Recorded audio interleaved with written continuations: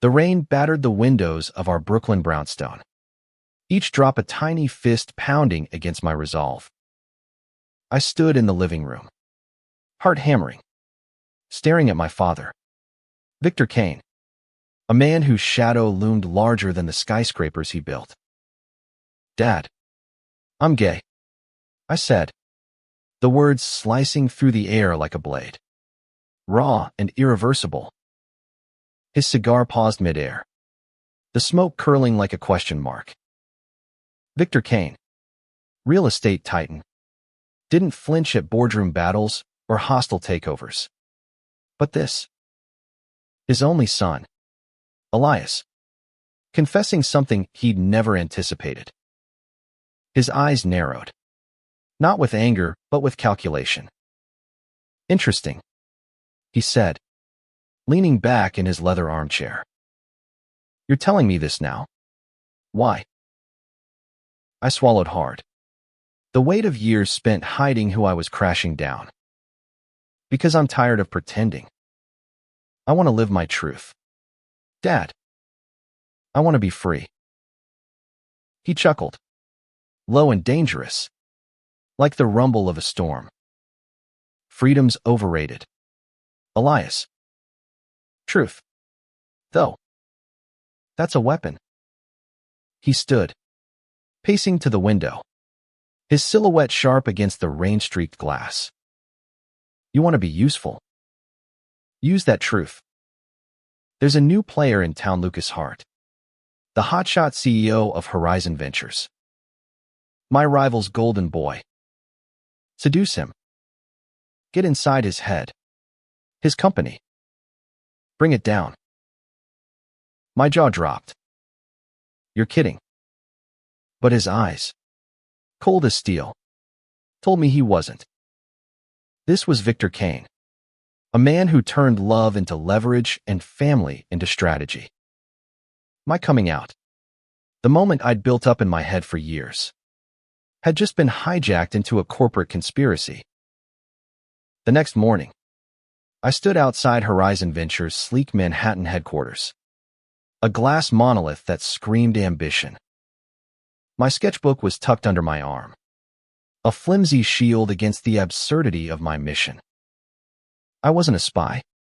I was a 24-year-old art school dropout who'd spent the last year slinging coffee and dodging my father's expectations. Yet here I was, about to play femme fatale or whatever the gay equivalent was for a man I'd never met. Lucas Hart's face was plastered across every business magazine, his smirk promising innovation and ruin in equal measure. 32. Self-made. And infuriatingly handsome. He was the kind of guy who could sell sand in a desert. My father's plan was insane, but the alternative disappointing him again was worse.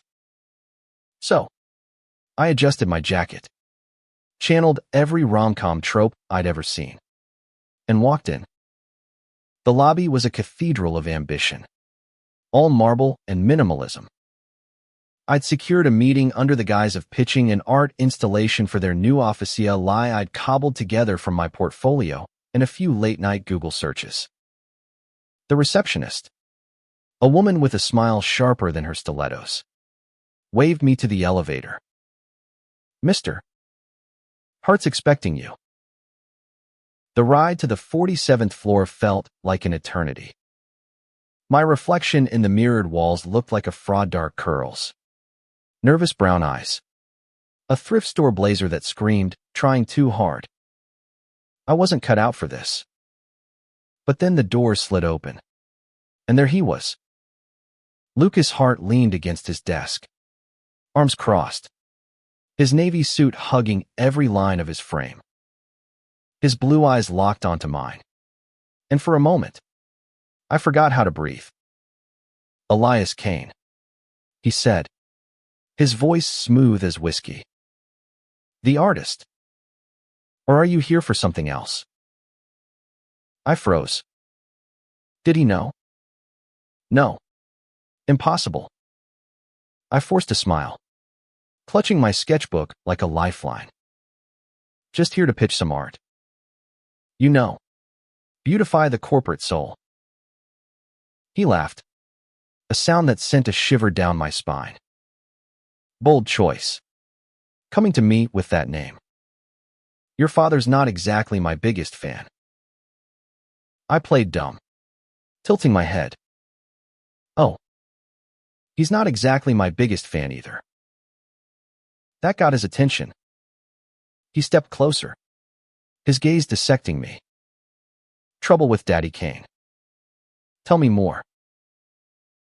We spent an hour talking not about art, but about everything else. Lucas was sharp, witty, and disarmingly genuine. Nothing like the ruthless CEO my father had painted. He asked about my sketches, my dreams, the tiny tattoo of a sparrow on my wrist that I'd gotten after leaving art school.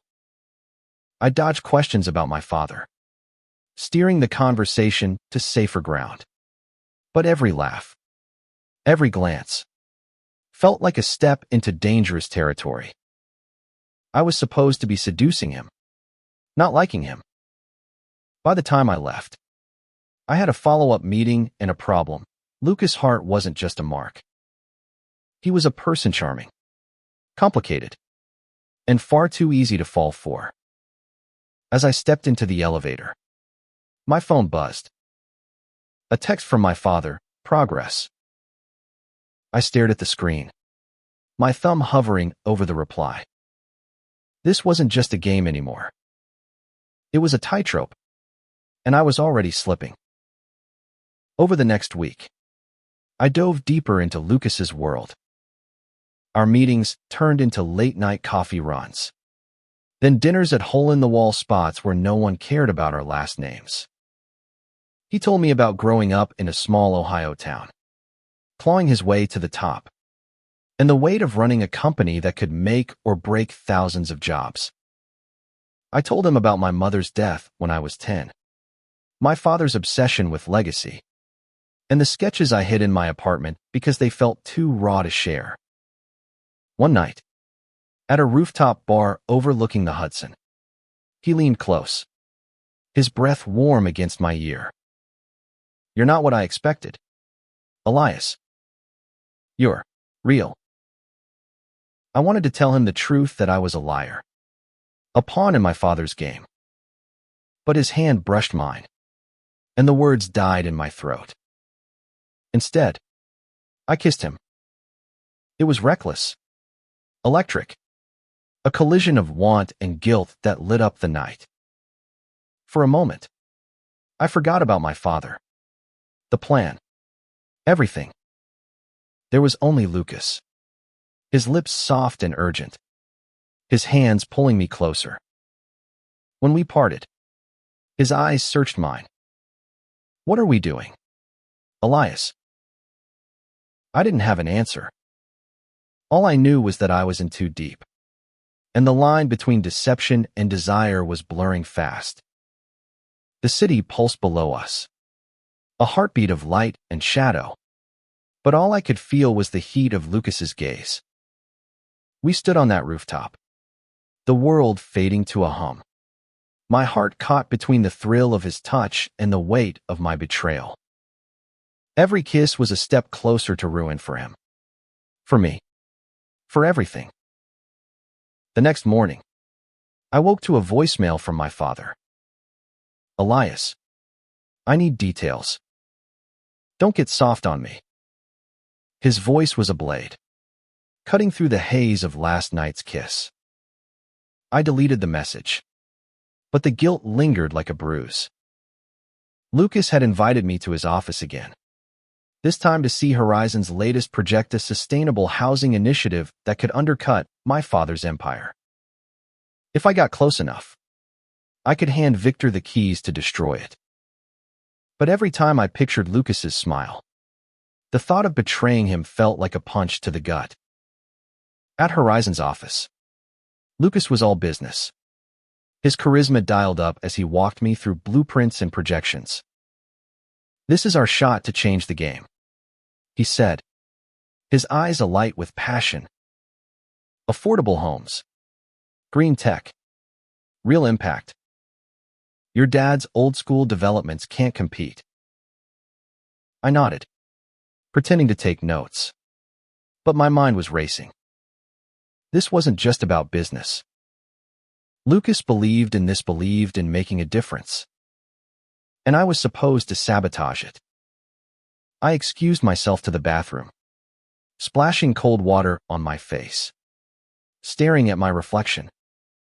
Get it together, Elias, I muttered. But the guy in the mirror looked like a stranger, torn between loyalty to a father who barely knew me and a man who saw me for who I was. That night, Lucas took me to his apartment, a minimalist loft with a view of the Empire State Building. We cooked dinner badlalawing as we burned the garlic bread and spilled wine on the counter. It felt so normal, so right, that I almost forgot why I was there. Almost. Tell me something real, Lucas said, leaning back on the couch, his arm draped over my shoulder. No filters. Just you. I hesitated, the truth clawing at my throat. Instead, I told him about the first time I picked up a paintbrush, how it felt like the world finally made sense. He listened, really listened, and when he kissed me again, it was slow and deliberate, like he was memorizing me. I wanted to freeze that moment, to live in it forever. But my father's voice echoed in my head, bring it down. The next day, I found a flash drive on Lucas's desk while he was on a call. It was labeled Horizon Q3 Plans. My heart sank. This was the kind of intel my father would kill for. I slipped it into my pocket, telling myself I'd decide later what to do. But the weight of it burned against my thigh, a constant reminder of the line I was crossing. Lucas caught me staring at his desk when he returned. Everything okay? He asked, his tone light, but his eyes sharp. Yeah, I lied, forcing a smile. Just admiring your chaos. He laughed, but there was a flicker of doubt in his expression. You're a terrible liar, Elias. My stomach twisted. Did he suspect something? I changed the subject, dragging him into a debate about the best dive bars in Brooklyn. But the flash drive felt like a ticking bomb. That night, I sat in my apartment, staring at the drive on my kitchen table. I could hand it to my father, prove my loyalty, and secure my place in his world. Or I could throw it away and lose everything, my family, my future, maybe even Lucas. I called my best friend, Mia, the only person who knew the whole mess. What am I doing? I groaned, pacing my tiny living room. I'm falling for him, and I'm supposed to destroy him. Mia's voice was steady, like always. You're not your dad, Elias. You don't have to play his game. But you need to figure out what you want before this blows up in your face. She was right. But the clock was ticking. My father expected results, and Lucas was starting to trust me too much. The next morning, I met Lucas for brunch in the village. He was quieter than usual, his usual charm tempered by something heavier. Elias, he said, setting down his coffee. I need to ask you something. Are you here for me? Or for your father? The question hit like a freight train. I opened my mouth, but no words came. His eyes searched mine, and for the first time, I saw vulnerability there in a man who'd built walls as high as my father's, but was letting them crack for me. I wanted to tell him everything, to spill the truth and beg for forgiveness. But fear stopped me. Instead, I reached for his hand. I'm here for you, I said, the lie tasting like ash. He nodded, but the doubt lingered. And as we walked through the city, his hand in mine. I knew I was running out of time to choose a side. The flash drive sat in my pocket like a loaded gun, its weight a constant reminder of the choice I hadn't made. Lucas walked beside me, his shoulder brushing mine, oblivious to the storm brewing inside me. Every step through the crowded Manhattan streets felt like a countdown to the moment I'd either save him or destroy him. That night, my father summoned me to his office, a sterile fortress of glass and steel. He didn't look up from his desk as I entered. "Well," he said, his voice cutting through the silence. "What VE you got?" I hesitated, the flash drive burning a hole in my pocket. "I'm close," I said, hating how weak I sounded. "Lucas trusts me. I just need more time." "Time?" Victor slammed his hand on the desk, his eyes blazing. "This isn't a game, Elias. Horizon's eating our market share. You want to be part of this family. Prove it." I nodded, my throat tight, and left before I could say something I'd regret. Back at my apartment, I plugged the drive into my laptop. Schematics, financials, timeline-ish, everything my father needed to crush Horizon. But all I could see was Lucas's face, the way he'd looked at me when he asked if I was there for him. I slammed the laptop shut, my hand shaking. The next day, Lucas called me to his office. "I've got something to show you," he said, his voice bright but strained. When I arrived, he was standing by the window, the city sprawling below him. He handed me a folder. "This is the final proposal for the housing project. I want your input not as an artist, but as you." I opened the folder, my heart pounding. It was more than a business plan. It was his dream, laid bare. Affordable homes for families like the one he'd grown up in. A chance to leave a legacy that mattered. I looked up, and his eyes were on me, soft and searching.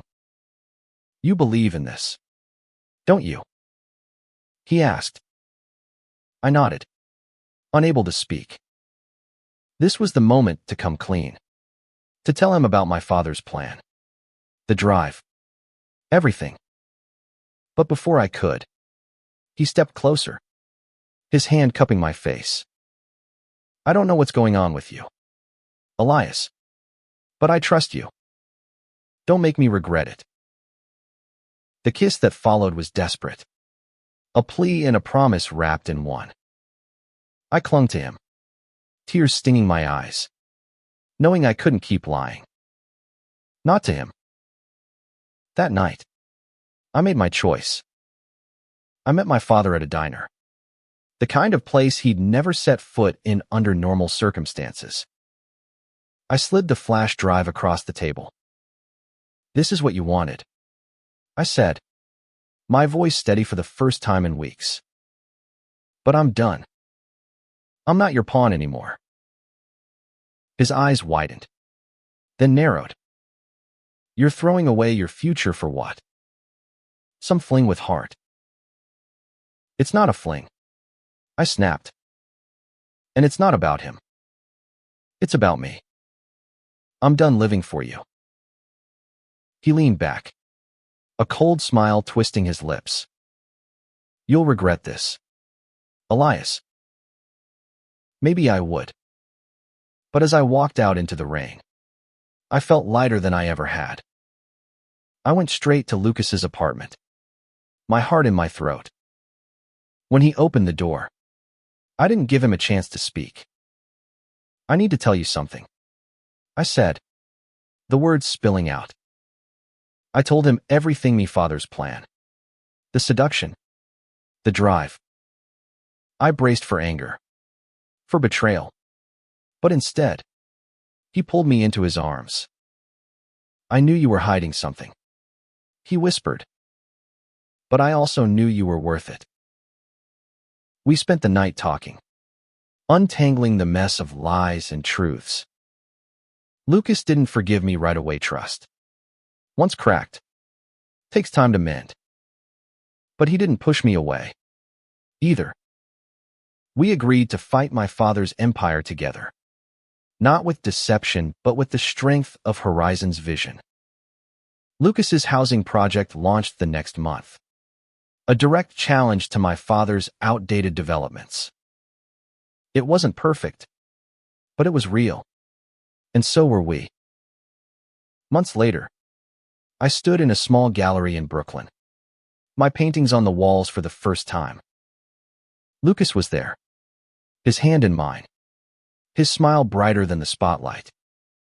My father had cut me off, but I'd found something better, a life that was mine, built on truth instead of schemes. The world didn't change overnight, but every step we took together felt like a revolution. In the end, I didn't just come out to my dad. I came out to myself, to the world, and to the man who showed me that love could be a rebellion worth fighting for.